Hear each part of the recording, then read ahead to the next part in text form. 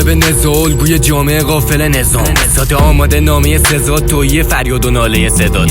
بازار نادون و کساده میگن نصیحت کن اگه روال طرفو دیده بودم توی رسانه بهش میومد آدم حسابه. مغزم خراب ولی قلبم پاک، دفنم تو خودم قبرم خاک، قسم به خودم به 7 افلاک نمی گنجه اینا در ادراک. اینا مثل نردبون بینردن فاز مرد میگیرن اما نامردن، خوبه تو میگن تو دلشون میخندن. از بس بدی دیدم اومده پیرم در عشق نماد نبوغ بلوغ ظهور فریب و غروب رسوم جنود ضعیف و حضور سکوت رجوع حریف و فرود سروده. گروه نجیب توی جا حقیقت و گنده تریناشم چاره ندید، چاره تو مغز منه بیچاره دارید. حال عجیب توی جای غریب رو صورتاشون نقاب مرگه، کشنده ترین سلاح قرن پشت گندهاشون هم به یه جای گرمه. تنها راه حضور ما از نگاه بنده، آدمی که فکر کنه عالم دهره هیچی نمیبینم توش جز آدم فخمه قدرت تو گذر روزای سخت. نگاه تلخ تو جامعه نماد فخره، هرچی درد شد عادت، هرچی قلب شد آهن، هرچی سخت شد باور، هر کی ازش بخونه با من.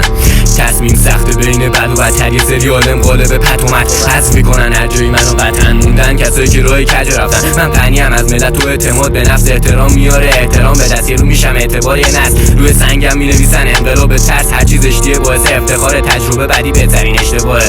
قویم تو ماتیش اجدها، هرچی درد سر باعث احتراقه.